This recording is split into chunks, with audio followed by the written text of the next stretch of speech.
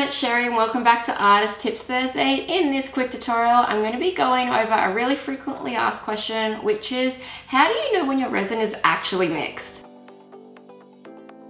If you don't mix your resin properly, what you'll find is it will try to set, but it won't fully set, and it might be sticky in some points, but never ever fully cure because it's never had the full chemical reaction occur. So when you do add both your hardener and your resin together, when you do start mixing, you'll find that your resin will go really foggy, bubbly, and you'll see a lot of these like streaks going through it, or ribbons or lines, however you want to call it.